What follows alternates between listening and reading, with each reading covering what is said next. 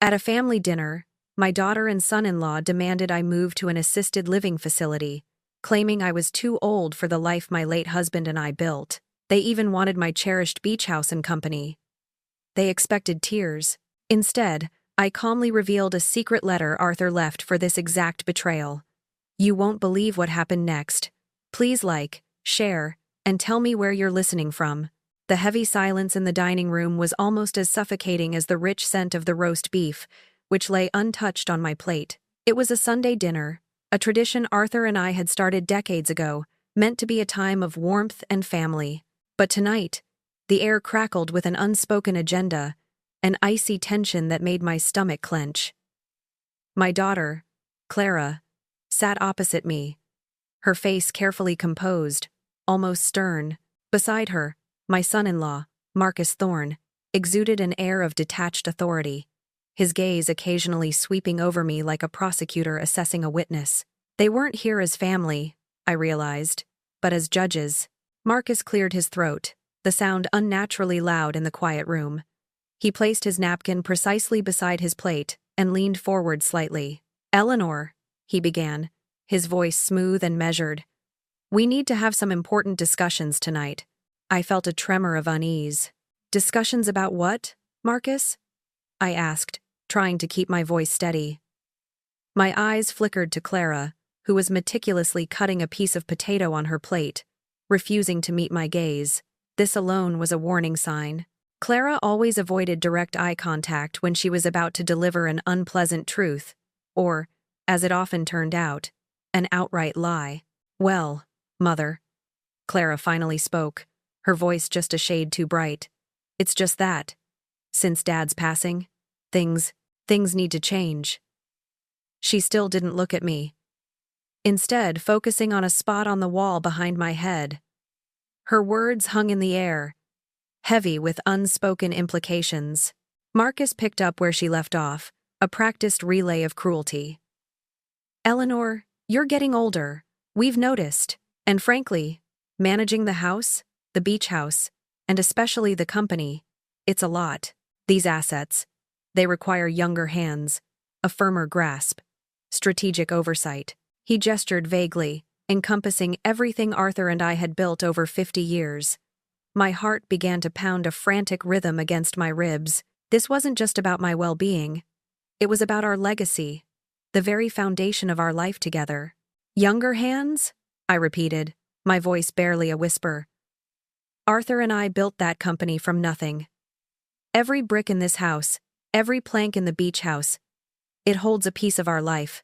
Clara finally looked at me, and in her eyes, I saw not concern, but a chilling disdain. "Mother, honestly, you're not exactly in your prime, are you? Remember last month when you forgot to pay the utility bills and the power almost got cut off? Or that time you got lost driving home from the market, just a few blocks away?" Her tone was laced with an accusation, turning minor, forgettable incidents into evidence of my supposed decline. The utility bill had been an oversight, a moment of distraction in my grief. And getting lost? My GPS had simply glitched in a new construction area. They were twisting every single thing to paint a picture of incompetence. "These are just signs, Eleanor," Marcus interjected, his voice softening falsely. "Small things, yes, but indicative. We want what's best for you, for your safety and comfort." He paused, then dropped the bombshell. "We've been doing some research. There's a wonderful facility, Sunset Manor. It's beautiful, top-notch care, excellent staff. Sunset Manor." The words echoed in my mind, cold and clinical. It was an assisted living facility, a place where people went to surrender their independence, to be cared for until the end. My home, the one Arthur and I had painstakingly created, was being stripped away, replaced by a gilded cage. Clara leaned forward, her composure finally cracking to reveal the raw, unadulterated contempt beneath. "So, the decision is made, Mother. Marcus and I will take over the company. The beach house, of course, will come to me. It's time for you to move into Sunset Manor. You can cry, you can pack your bags, but this is happening. You're going to the nursing home." Her words were delivered with a brutal finality that stole my breath. I stared at her. My own daughter. The child I had nurtured, loved, and sacrificed for.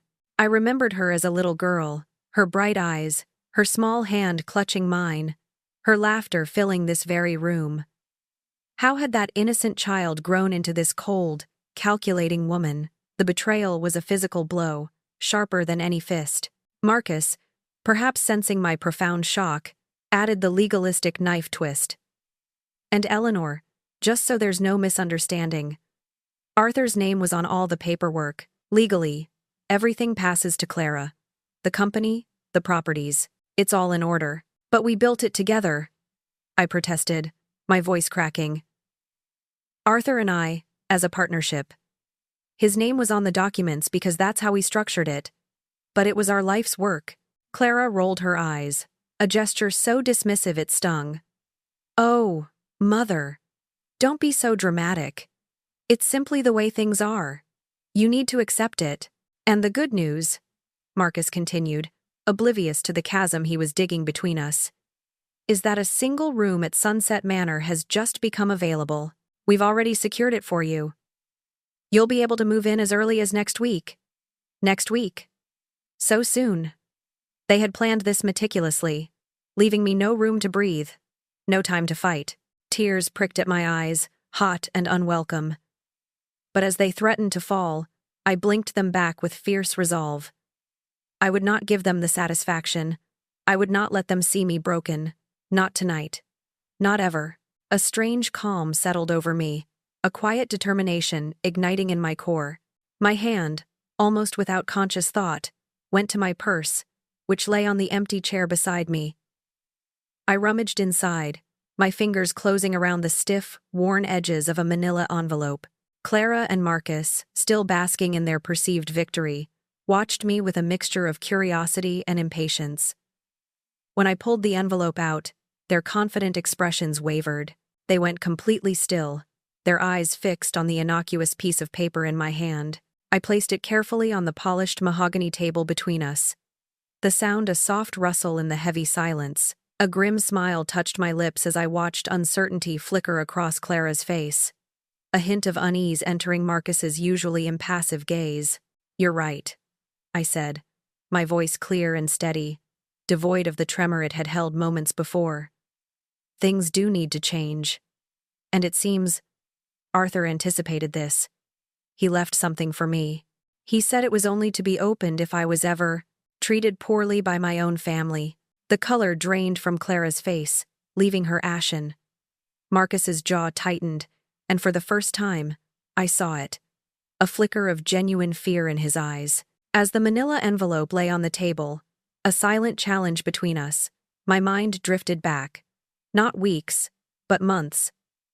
3 months before Arthur's death, to be exact. We were at our beach house, the one Clara now claimed as her own, sitting on the wide, weathered porch. The sun was dipping below the horizon, painting the sky in fiery oranges and soft purples, a sight that always brought us peace. But that evening, Arthur was restless. He sat beside me, his usual contented sigh replaced by a furrowed brow. Eleanor, he'd said, his voice unusually grave. We need to talk about Marcus. Arthur was often overprotective of our daughter, a trait that sometimes annoyed Clara but always endeared him to me. But this time, his concern wasn't about Clara's happiness. It was deeper, more unsettling. It was about Marcus. What about him, dear? I'd asked, reaching for his hand. He seems like a good husband to Clara. Arthur shook his head, his gaze fixed on the distant shimmer of the ocean. I've been watching him, Eleanor, closely. The way he talks to Clara, almost like he's guiding her. And his questions, the pointed ones, about our finances, about the company, about every little detail of our assets. He turned to me then, his eyes holding a depth of worry I hadn't seen in years. It's not right. It's too much. I had tried to reassure him, ever the optimist. He's just interested, Arthur. He's married into a successful family, a thriving company. It's natural for a son-in-law to want to understand. I'd even joked. Maybe he wants to follow in your footsteps. But Arthur had merely squeezed my hand, a gesture that conveyed more sadness than comfort. No, Eleanor, this isn't natural curiosity. This is calculation. I see it in his eyes, in the precision of his questions. He's planning something. I just don't know what. His words, dismissed by me as an old man's overthinking, now rang with chilling prophecy. Arthur, my brilliant Arthur, had been right all along, and I, in my naive trust, had been blind. Now, I looked at Clara and Marcus, their faces a mixture of confusion and dawning dread. Arthur, I said, my voice gaining strength with each word. He started documenting things. Not just his observations, but specific overheard conversations, precise questions about our assets, about his intentions for our future. I tapped the manila envelope lightly. He called it his contingency plan. Marcus scoffed, a nervous, almost automatic reaction. Arthur was getting paranoid in his old age. Eleanor. He imagined things. It happens to older people. He tried to regain his earlier air of dismissiveness, but his gaze kept darting to the envelope, unable to entirely hide his apprehension. I fixed him with a stare that held all the grief and betrayal I felt. Arthur was 72. Marcus. Not 92.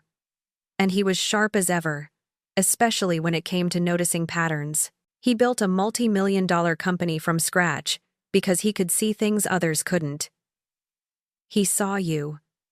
My words hung heavy, striking a nerve.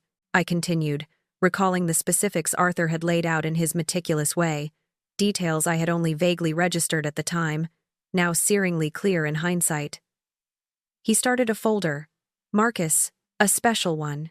In it, he noted your frequent inquiries about his life insurance policies. He documented your casual suggestions to Clara about getting power of attorney over our affairs, just in case something happened to me. I watched Marcus blanch, and your repeated mentions of how expensive elderly parents can become, how much of a burden they are on their children. Clara, who had been listening with a widening horror on her face, attempted a feeble interjection. Mother, that's not fair. He was just being practical. We were concerned about you, about Dad. Her voice was a weak tremor, lacking any real conviction. I ignored her, pressing on. Arthur also started noticing other things. He documented how, after your marriage, Clara, your calls became less frequent, how our traditional Sunday dinners, which were once sacred, became rare occurrences, often canceled at the last minute because of unavoidable conflicts. Clara weakly protested again. Married couples need space from their parents. Mother. It's normal. Space. Yes, I conceded, my tone dry. Is one thing. But Arthur documented isolation. That's what he called it. He wrote down every single time Marcus interrupted our calls or created scheduling conflicts that prevented visits. He even noted the subtle ways you, Marcus, would suggest to Clara that I was becoming needy or demanding if I expressed a desire for more time with my only daughter. A wave of lonely months washed over me then, the ache in my chest familiar. The increasingly hollow sound of the phone ringing in an empty house. The casual, almost dismissive tones from Marcus whenever I managed to reach Clara. His barely concealed irritation at my calls. It all made sense now. Every moment of distant indifference, every canceled plan, every excuse. It had all been part of a deliberate, calculated strategy. A strategy to isolate me. A strategy to make me seem fragile, dependent. A strategy to put me exactly where I was tonight. But Arthur, my dear Arthur, had seen it coming. Arthur also noted your peculiar financial things. Marcus, I continued, the words now flowing with a deliberate cadence. The manila envelope lay between us, a silent, damning witness. He observed how your expensive hobbies, the vintage car restoration, the high-end golf club memberships, the lavish trips always seemed to coincide with our company's particularly good quarters. Not yours, ours. Marcus shifted in his seat, the carefully constructed facade beginning to crack. His eyes narrowed, but there was a flicker of something new there. Genuine alarm. Clara watched us both, her face a canvas of increasing confusion and disbelief. I leaned forward slightly, my gaze locking onto Marcus. Let's be precise, shall we? Your advertising firm, Thorne and Associates, has been operating at a significant loss for the past 2 years. Your Beverly Hills mortgage, the one you're so proud of, is 3 months behind. And those credit cards you flash around? Maxed out. Every single one. The silence that followed was absolute, broken only by the frantic beat of my own heart. Clara gasped, a small, choked sound. Marcus sat utterly stunned, his mouth slightly agape. He looked like a deer caught in headlights. How? How do you know that? He finally stammered, his voice thin, stripped of its earlier authority. Clara echoed him, her eyes wide with a mixture of fear and dawning betrayal. Yes, Mother. How do you know all of that? A grim smile touched my lips, a genuine one this time, cold and hard. Because Arthur, my dear husband, wanted to know exactly who his daughter had married. 6 months before he passed, he hired a private investigator. I patted the manila envelope. This isn't just notes, Marcus. This contains photocopies of your credit reports, your bank statements, your business filings, all meticulously gathered, all completely legal. I turned my attention to Clara, whose face had gone from pale to an unsettling shade of greenish-white. Clara? My sweet girl, Marcus has been in debt since before he married you. The records the investigator found go back 5 years.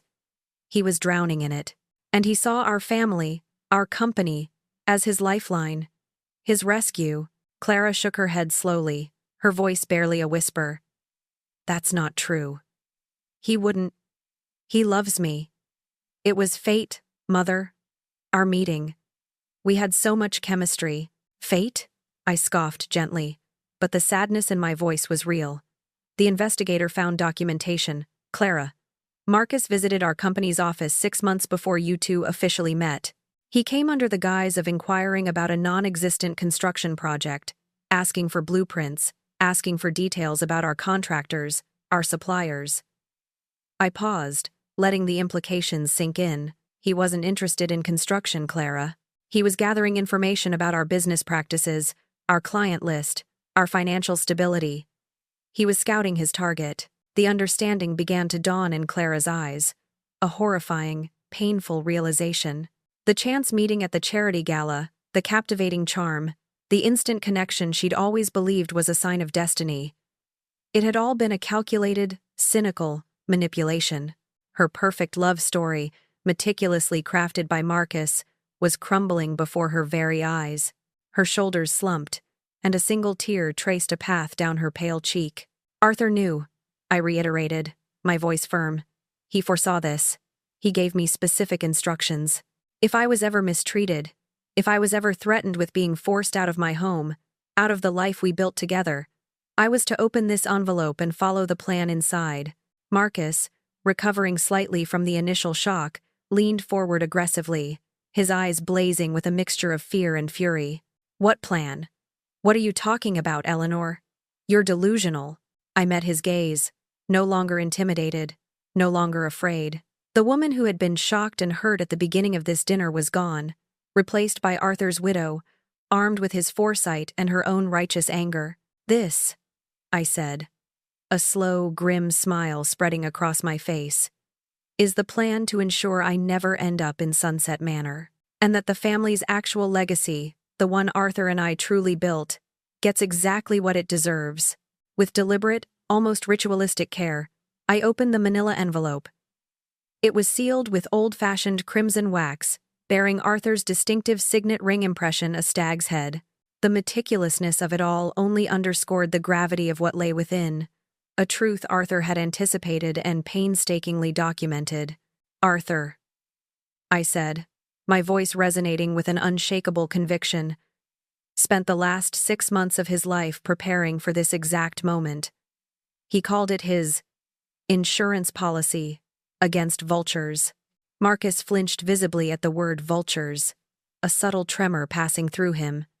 It was a clear confirmation that Arthur, even in his final months, had accurately assessed the man sitting opposite me. From the envelope, I pulled out the first document, a single sheet of paper, folded crisply, covered in Arthur's familiar, elegant handwriting. It was dated just 2 weeks before his heart attack. My hands trembled slightly as I unfolded it, the weight of his foresight a heavy burden. I cleared my throat and began to read aloud, my voice firm despite the ache in my chest. My dearest Eleanor. Arthur's words filled the room, a ghostly echo of his wisdom. If you are reading this, then my worst fears have come true. Someone has tried to separate you from the life we built together, and I suspect I know who that someone is. Clara's hands, which had been resting on the table, began to tremble uncontrollably. Her eyes were wide, fixed on me, then on the letter. "Dad wrote that about us?" she whispered, her voice barely audible, laced with an awful dawning realization. I met her gaze, a profound sadness in my heart for the daughter who was just beginning to grasp the depths of her husband's deception. I continued reading Arthur's poignant words. "I have discovered Marcus systematically isolating our daughter from us. I have gathered evidence that shows a pattern of psychological manipulation that began even before their marriage." "This is insane!" Marcus exploded, leaping to his feet, knocking his chair back with a clatter. His face was contorted with a mix of panic and outrage. Arthur was paranoid. "This is the ramblings of a sick old man." "Sit down, Marcus," I said, my voice quiet but imbued with an authority that surprised even me. My gaze was steady, unwavering. For a moment, he hesitated, defiance warring with a primal fear. Then, slowly, he sank back into his chair, his movements stiff and uncertain. He knew he was caught. From the envelope, I pulled out a thick, bulging folder. It contained stacks of printed emails, text messages, and call logs. "Arthur," I explained, "hired a digital forensics expert. They recovered deleted communications from Clara's old phone and her computer. Things Marcus thought were gone forever." I selected one printout, a text exchange, and held it up. "This is a conversation between Marcus and someone named Kyle, dated 3 years ago. That would be 6 months after your wedding, Clara." I began to read the incriminating exchange. "Dean, the old man suspects something. Need to accelerate timeline," Marcus's text read. Then, Kyle's reply.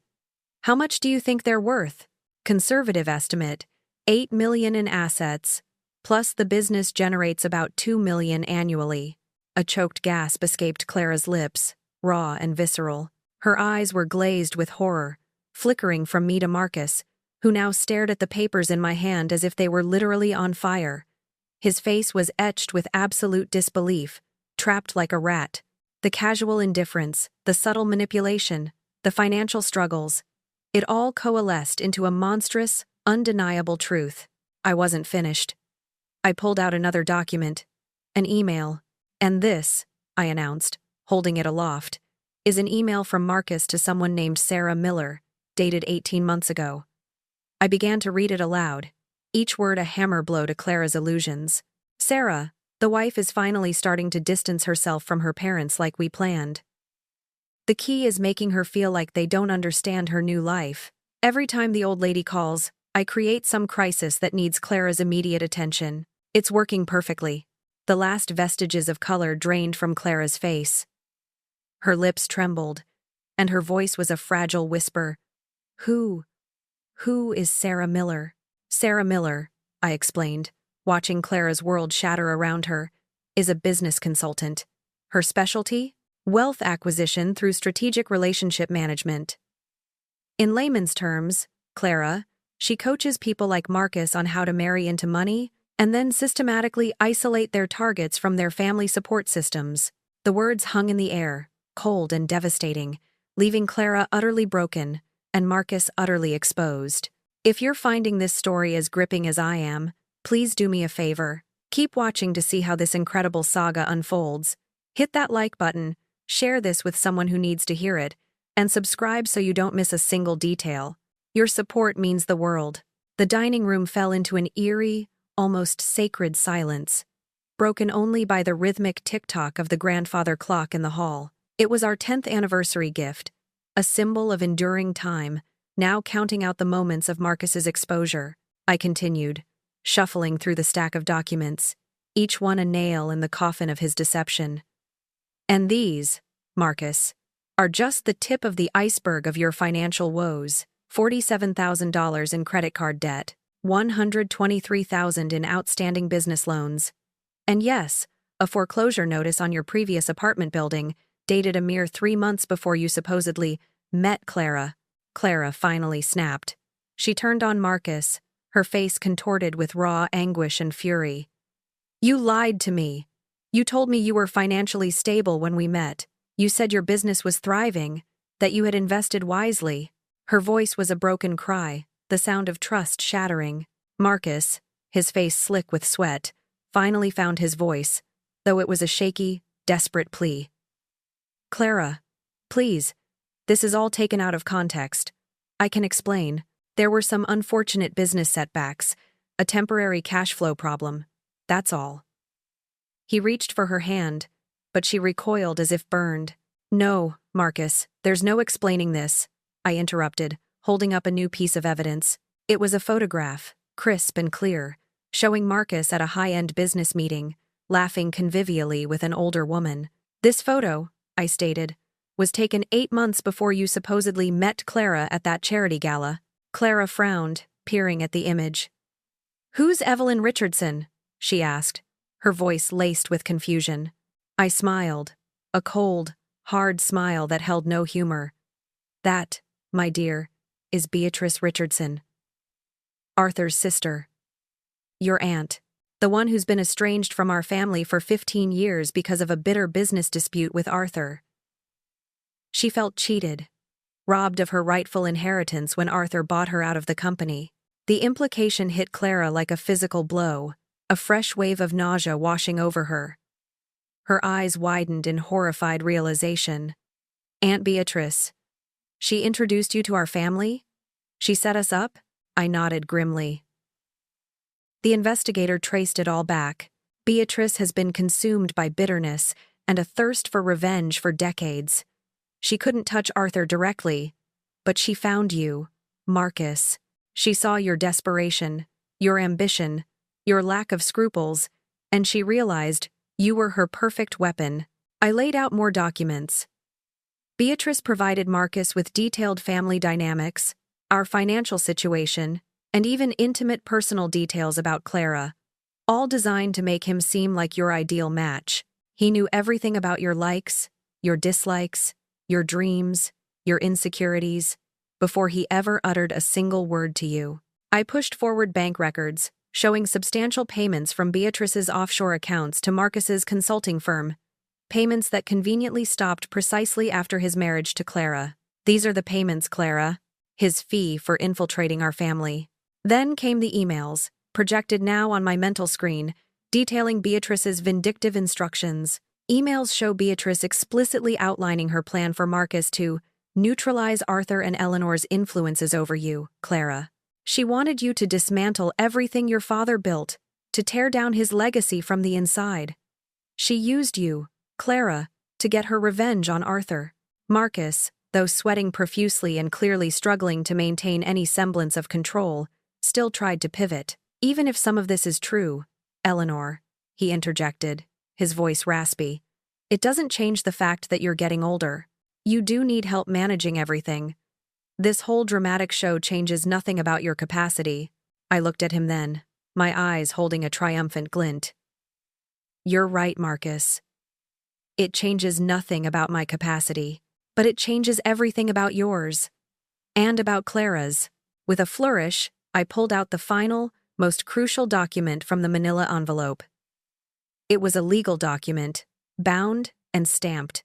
Clearly a will. This, I announced, my voice ringing with a chilling finality, is a second will Arthur filed with his attorney just 1 month before he died. Clara and Marcus stared, utterly bewildered. A second will? Clara whispered. Indeed, I confirmed. Arthur, being the visionary he was, included a protection clause in this one. He knew there was a risk. This will supersedes the first one, but only under very specific circumstances. I held up the document and began to read from the legal text, each word landing like a gavel's strike. In the event that my wife, Eleanor Patterson, is subjected to elder abuse, manipulation, or coercion by any family member, including being pressured to leave her home or give up control of her assets, this alternate will shall take immediate effect. Clara's eyes were wide, darting between the document and my face. What does that mean, Mother?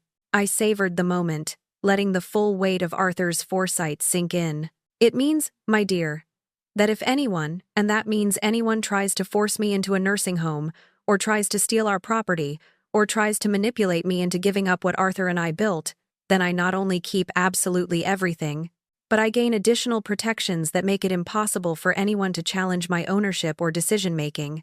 Marcus shot to his feet again, his face a mask of disbelief and raw fury. That's not legally possible. You can't just invalidate a will with such a broad clause. I merely smiled. Arthur worked with 3 different attorneys, Marcus. 3. To ensure it was absolutely ironclad. He ensured every loophole was closed, every challenge foreseen. I tapped the document. And there's one more little detail, a bad faith clause, as his attorneys called it. If anyone contests this will, or attempts to further manipulate me or pressure me, they automatically forfeit any inheritance they might have received under the original will. The words hung in the air, a silent bomb. I watched understanding, slow and excruciating, dawn on both their faces. Marcus's jaw dropped. Clara's breath hitched. You see, Clara, I explained, my voice almost gentle. In Arthur's first will, the one you were so confident about, you were set to inherit the beach house, 40% of the company, and a significant portion of our investments. A substantial inheritance indeed. But now, if you proceed with your plans, if you try to force me out, or challenge this document, I let the sentence hang, then finished with a chilling whisper. She loses everything. Clara stared at me, her face pale and devastated. But I didn't know, she whispered, her voice raw with disbelief and grief. Marcus told me you couldn't handle things anymore, that you were forgetting things. He said it would be better for everyone if you abandoned your mother in her time of grief. I finished for her, my voice gentle but unyielding. The sting of those words was fresh, the pain of being left alone after Arthur's passing still a raw wound. Arthur anticipated this manipulation too. Clara, the protection clause in his will isn't just about me. It includes provisions for family members who are manipulated by outside influences. He knew you might be a pawn in someone else's game. From the now nearly empty manila envelope, I pulled out the final, chilling document. Sarah Miller's affidavit. This, Clara, is a sworn statement from Sarah Miller herself. It meticulously documents her entire strategy for isolating me from you. It details Marcus's tactics, the psychological profiles she coached him on, and even includes a precise timeline for you to cut ties with us completely. The betrayal blooming in Clara's eyes was heartbreaking, a profound agony that twisted her features. But it was also necessary. She needed to see the full, brutal scope of what had been done to her, to us. I reached across the table, laying my hand over hers. Arthur knew, revealing all this at once might be too much, my dear. That's why he left such detailed instructions, broken down into manageable pieces for when the time came. Marcus, whose face had gone from pale to gray, was slowly, almost imperceptibly, backing his chair away from the table, inching towards the door. His eyes darted nervously between the documents and the exit. Where do you think you're going, Marcus? I asked, my tone deceptively mild. We haven't gotten to the best part yet. He froze, his shoulders slumping. He turned back, attempting one last, desperate manipulation, his voice regaining a sliver of its smooth, persuasive tone as he appealed to Clara. Clara, honey, you can't believe this nonsense. Your father was a bitter old man who never liked me. Of course, he'd make up stories, especially when he was ill. Stop, Clara whispered, her voice barely audible, but firm enough to silence Marcus completely. She stared at the documents, her eyes moving from one damning piece of evidence to the next. I watched as confusion morphed into hurt, and then, slowly, into the searing realization of how thoroughly she'd been manipulated, how cleverly she'd been played. Without looking at Marcus, her gaze still fixed on the papers, Clara asked, "How long? How long have you been planning this?" Marcus took a hesitant step toward her, his hand outstretched. "Clara. Honey. You have to understand." "How long?" she repeated, louder this time, her voice cracking with emotion. I pulled out another document, a timeline meticulously prepared by the private investigator. "This," I said, "shows Marcus began researching our family 14 months before you coincidentally met at that coffee shop. He knew your favorite drink, your work schedule, the books you like to read. He didn't meet you by chance, Clara. He stalked you." Clara's hands began to shake violently as she picked up an email printout. Her eyes scanned the words. Then she looked up at Marcus, her face a mask of utter devastation. "You wrote to Sarah Miller that I was remarkably easy to isolate from my parents, that I had classic only child dependency issues that could be redirected toward you instead of them." She choked on the last words, her voice thick with anguish. Marcus's mask slipped completely then, revealing something cold, calculating, and utterly devoid of genuine affection. "Every marriage requires adjustments, Clara," he said, his voice now flat, devoid of its earlier charm. "I was just trying to help you grow as an independent person, separate from your parents' overwhelming influence." Clara stood up slowly, her voice growing stronger and angrier with each word. "Independent? You called me needy. You told me my parents were holding me back. You lied about your finances. You intercepted my calls. You fabricated emergencies to keep me from seeing them, from my mother after Dad died." She pointed a trembling finger at him. "You scheduled conflicts, Marcus. Every single time." I remembered all the missed dinners, the canceled plans, how Clara had seemed increasingly stressed, caught between us. Arthur had remembered too. I pulled out a small, leather-bound notebook from the folder. Arthur kept a log, Clara, every canceled plan, every last-minute excuse. He wrote it all down. Clara took the notebook, her eyes scanning Arthur's precise handwriting. "Your mother's sudden hospital stay in Phoenix," she read, her voice trailing off as she recognized the pattern of fabricated emergencies. "Arthur called Phoenix General Hospital, Clara," I confirmed softly. They had no record of anyone by that name. A chasm of silence stretched between us, thick with the weight of Marcus's deceit. Clara looked at him, truly looked at him, and connected all the dots of his meticulously crafted lies, his endless fabricated emergencies. Marcus was sweating heavily now, his composure entirely gone, desperate to salvage something. Okay, maybe I wasn't completely honest about some things," he stammered, his voice cracking. "But that doesn't mean I don't love you, Clara. I do. A future built on my parents' money," Clara stated flatly, her eyes devoid of emotion. Marcus's composure finally shattered completely. He snapped, the polite facade vanishing entirely. "What's wrong with wanting financial security, Clara? Your parents have more money than they could spend in 3 lifetimes. Why shouldn't we benefit from that?" "What's wrong with that?" From the now empty manila envelope, I pulled out the very last document. It was a thick, legal document, bearing the official seal of the court and the signature of Judge Harding. "And this, Marcus," I announced, my voice cold and unyielding, "is a restraining order. It's already signed, a contingency measure Arthur arranged. If you attempt to threaten, intimidate, or coerce me, or further manipulate Clara, it goes into immediate effect." Marcus's eyes widened, a dawning terror in their depths. "You can't be serious," he whispered, his face chalk white. "Oh, I assure you, I am," I replied, a chilling smile touching my lips. "The order includes your immediate removal from the premises, enforceable within 30 minutes. Arthur even made arrangements with the sheriff's department." As if on cue, my phone chimed, vibrating on the table. I picked it up, glancing at the caller ID, then smiled at Marcus. "Speak of the devil, Deputy Chen. Arthur arranged for a wellness check at this exact time, knowing you might not take this news gracefully. If I don't answer and confirm I'm safe, they'll assume the worst and be here in moments." I put the call on speaker, the deputy's voice clear in the quiet room. "Hello, Deputy Chen. This is Eleanor Patterson." "Good evening, Miss Patterson. Just a routine wellness check. Everything all right over there?" Deputy Chen asked. "Yes, Deputy, I'm safe," I confirmed, my gaze fixed on Marcus, whose face was now completely drained of color. "Though I may need to activate that restraining order we discussed for Mr. Thorne." "Understood, Miss Patterson. We can be there in 10 minutes if you need us," Deputy Chen replied calmly. "Thank you, Deputy. I'll call if necessary."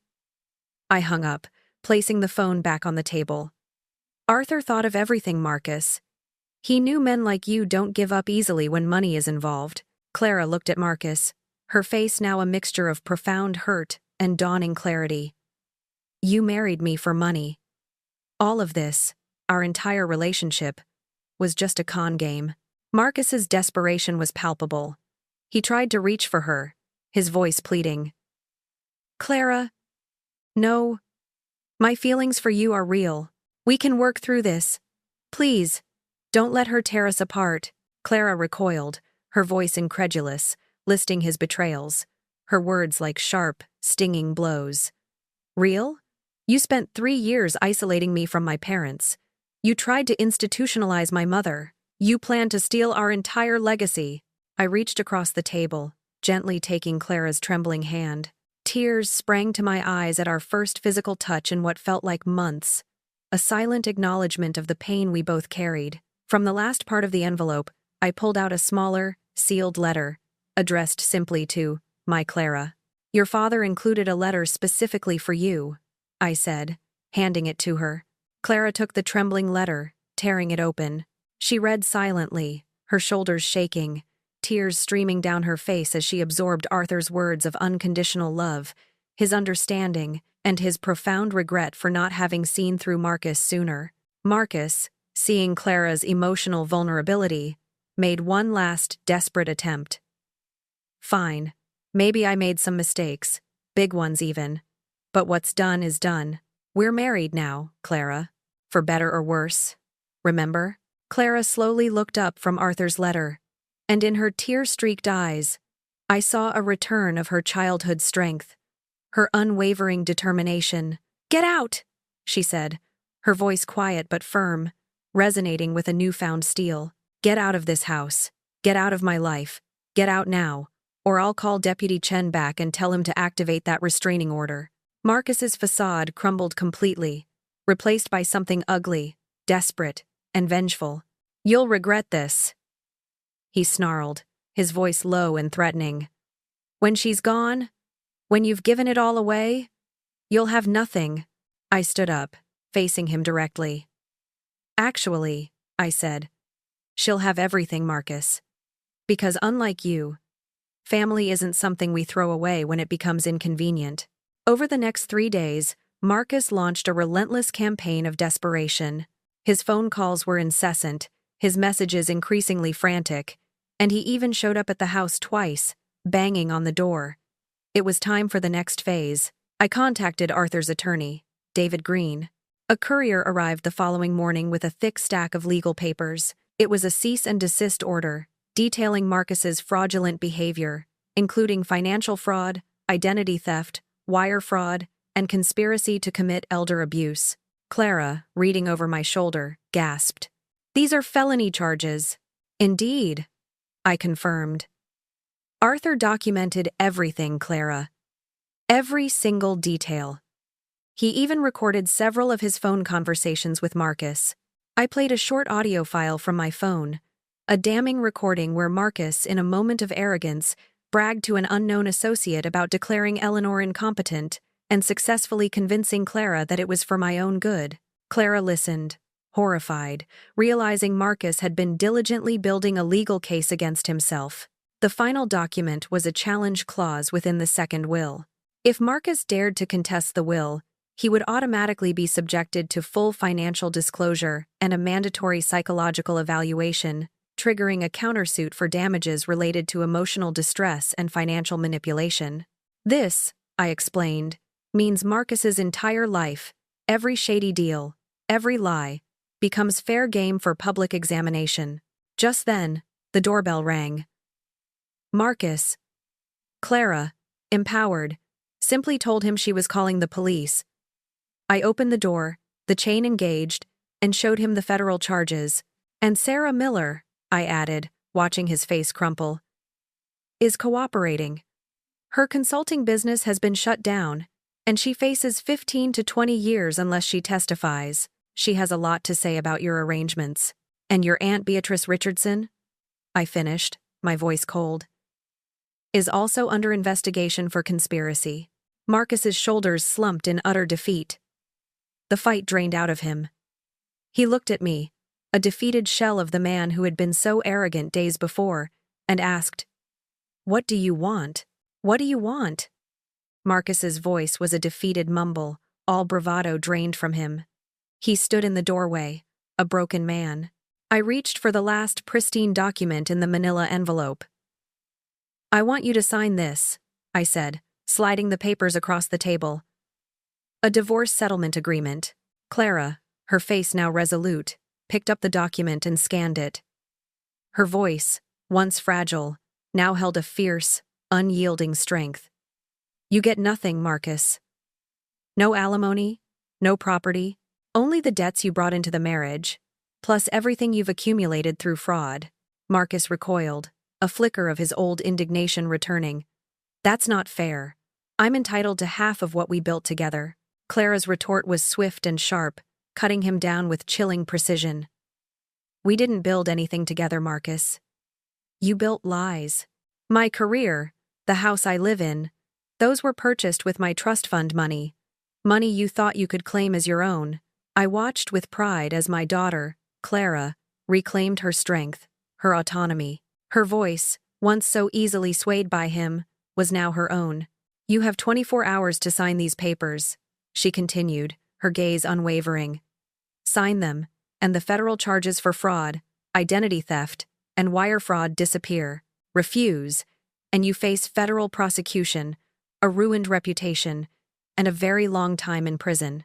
Marcus glared at us, defeated but still spitting venom. He snatched the papers. "This isn't over."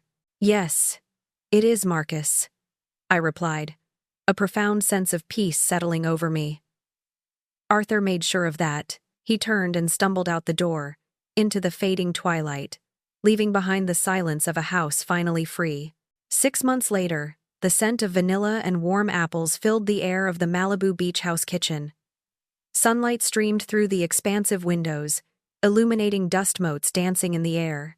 I stood by the island, watching Clara, radiant and full of joy, confidently lead a small cooking class. She was demonstrating the delicate art of making an apple pie. "Mom," she called, a genuine laugh in her voice, "could you show everyone your famous pie crust trick?" I smiled, walking over to join her, a warmth spreading through me that had been absent for too long. We worked together, our hands flour-dusted, sharing a comfortable rhythm, a shared connection that had been cruelly severed by Marcus. Marcus had signed the divorce papers on the 23rd hour, narrowly avoiding federal prosecution. The criminal charges were indeed dropped, but his credit was utterly destroyed, his business bankrupt, and he was forced to return to his mother's house in Phoenix, burdened by massive debt. Through therapy, Clara had slowly, painfully, come to terms with the reality of Marcus, realizing that he had, in essence, orchestrated his own downfall with his greed and arrogance.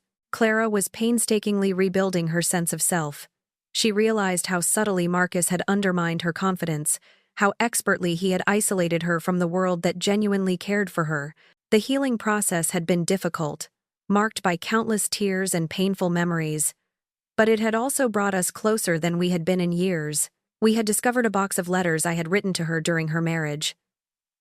Letters Marcus had intercepted and hidden. In them, she found not the critical, overbearing mother Marcus had painted, but a proud, supportive one. Our business thrived under our joint management, a testament to our combined strengths. We proved to be an excellent team, something Marcus had actively prevented us from realizing, fearing it would make us less dependent on him. Clara reconnected with old friends, resumed her passion for photography, and even started dating a kind, intelligent man named Benjamin, who encouraged her independence and genuinely adored her. As the cooking class wrapped up, I looked at Clara, then at the eager faces of the participants. Before we finish, I announced, I want to share something truly special. Arthur, my late husband, left one final letter, written specifically for moments like this, moments of healing and reunion. I read aloud, my voice thick with emotion. Arthur's words of the unbreakable love between a mother and daughter, of my strength, and of Clara's incredible capacity for trust and love, which, though exploited, would ultimately be her greatest gift. Arthur also left a final, magnificent gift, a $500,000 foundation dedicated to helping other families dealing with financial elder abuse, to be co-managed by Clara and me. It was his ultimate legacy, a testament to his belief in justice and protection. That evening, as the sun dipped below the horizon, painting the sky in fiery hues from the deck of our beach house, Clara turned to me. "Mom?" she asked, her voice soft. "Do you ever regret how everything happened?" I looked out at the ocean, the gentle rhythm of the waves a soothing balm. "I regret the pain, Clara, and the lost time. But I don't regret learning the truth. It was a painful lesson, but an essential one." "What if Dad hadn't prepared all of this?" she wondered aloud. I smiled, squeezing her hand. "You would have figured it out, my dear. Perhaps differently, perhaps slower, but you would have. You're stronger than you know." Clara then confessed something that surprised me. Sometimes, when Marcus was making me feel so overwhelmed, so guilty, a part of me was almost relieved at the idea of Sunset Manor, just to have the burden lifted. I gently explained. "That's a natural human feeling, Clara. A moment of weakness that Marcus, being the manipulator he is, expertly exploited. He wanted you to feel overwhelmed, to feel guilty, to think that burden was yours alone to carry." As the last sliver of sun vanished and the first stars began to twinkle, I felt Arthur's presence, a warmth in the cool evening air. I was grateful. Grateful he had given us the tools to save ourselves and each other. Clara leaned her head on my shoulder. "What do you think Dad would say right now?" I smiled, a tear tracing a path down my cheek. But it was a tear of profound gratitude, not sorrow. "He'd say," I whispered, "his girls figured out how to take care of themselves just fine."